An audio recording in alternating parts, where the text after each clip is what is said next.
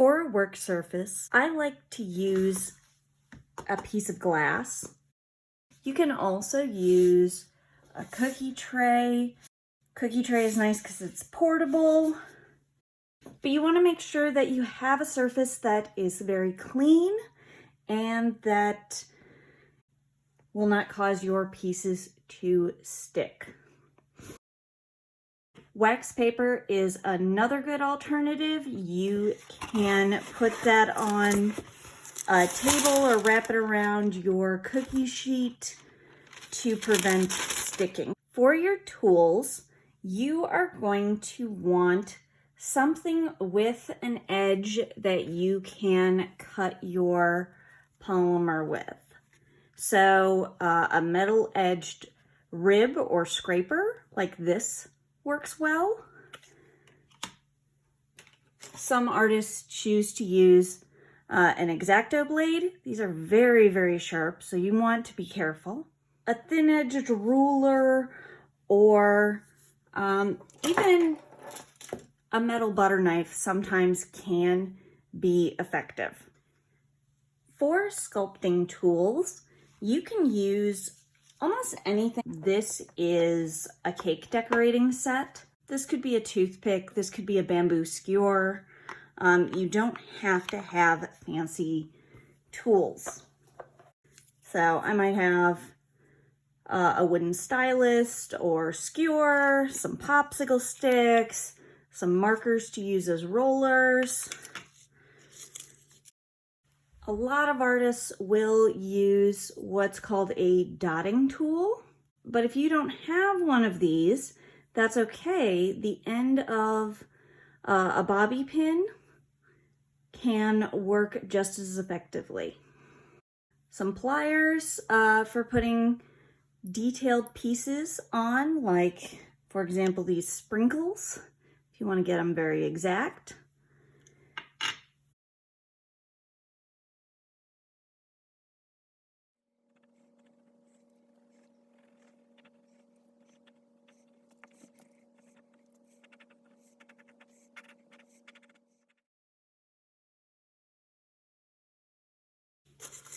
To make my armature, I'm going to use aluminum foil, toothpicks, and or unfolded paper clips as an internal structure for my character. If your character is taller, they're going to want a support.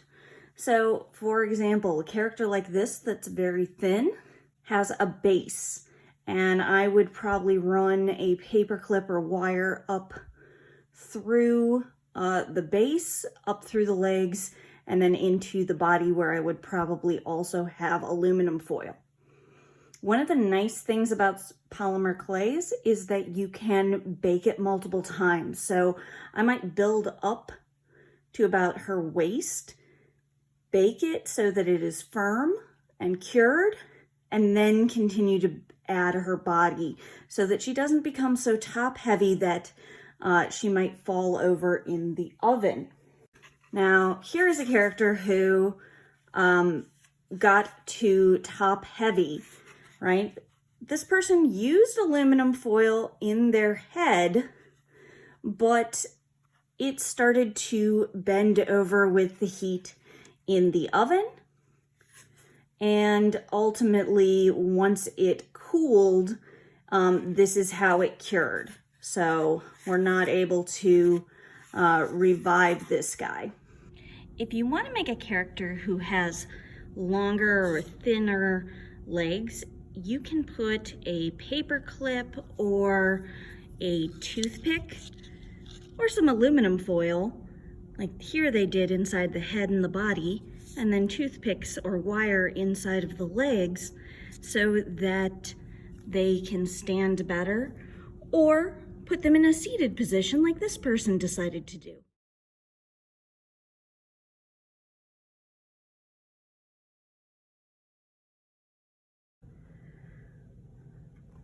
When storing your polymer clay, it's a good idea to use some saran wrap, plastic wrap, or aluminum foil to keep your colors separate from one another.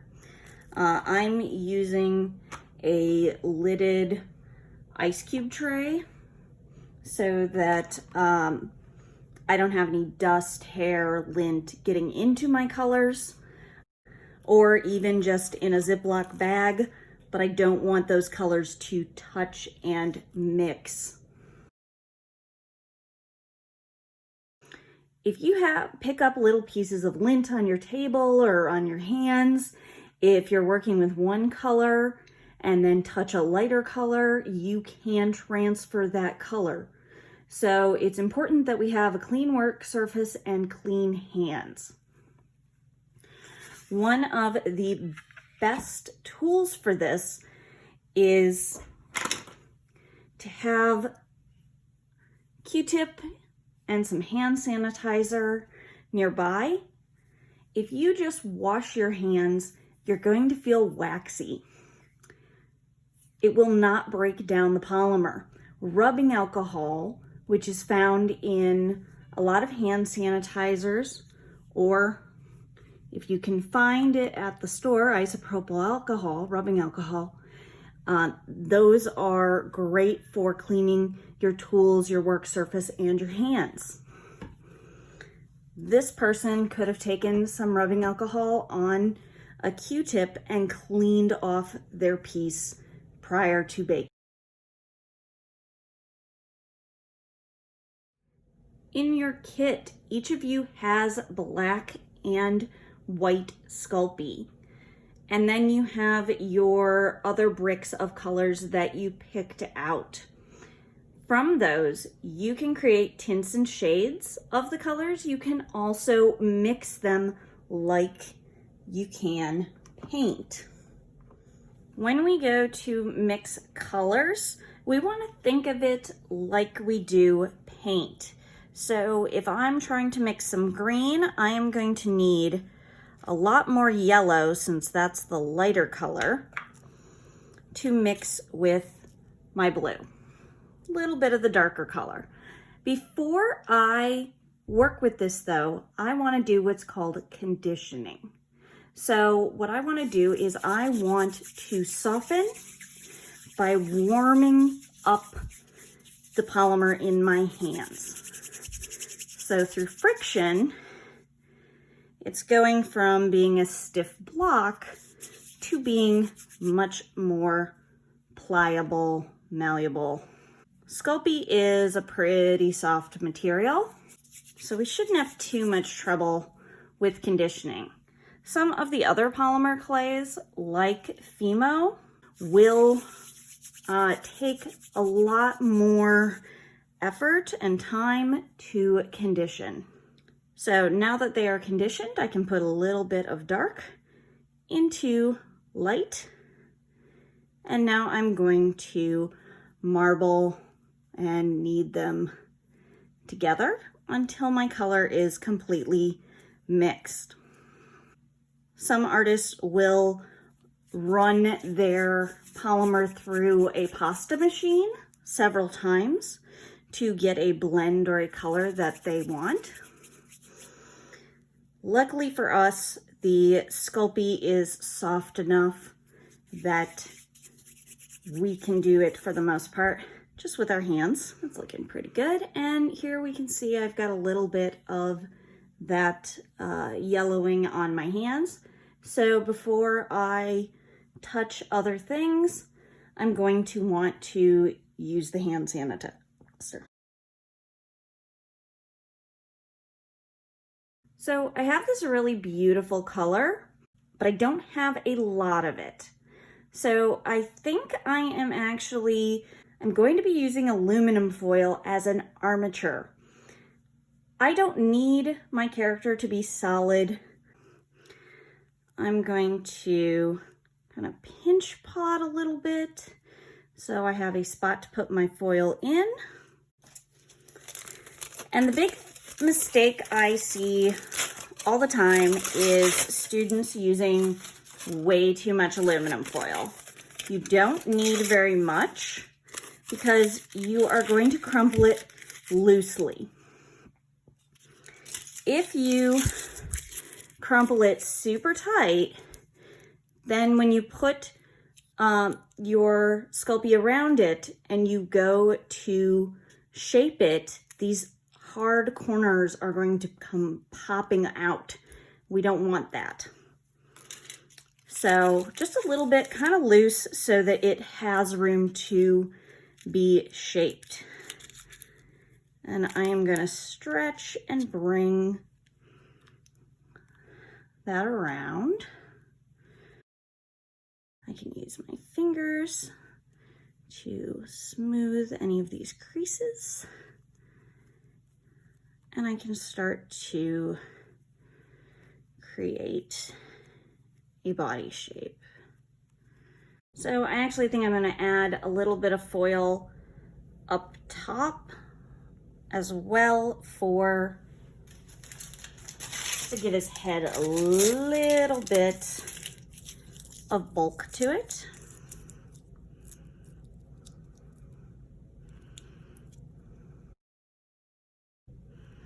And the head is going to get bulked up when I apply the face, so I'm not too worried with how small that is at this moment.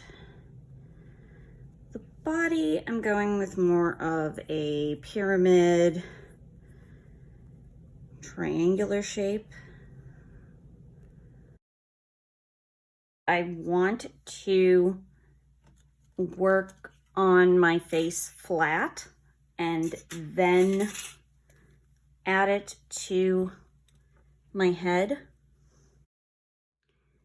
If you want to be sure that you're getting an even thickness, you could put down 2 popsicle sticks, and this will ensure that any slabs that you make remain the same thickness all the way through.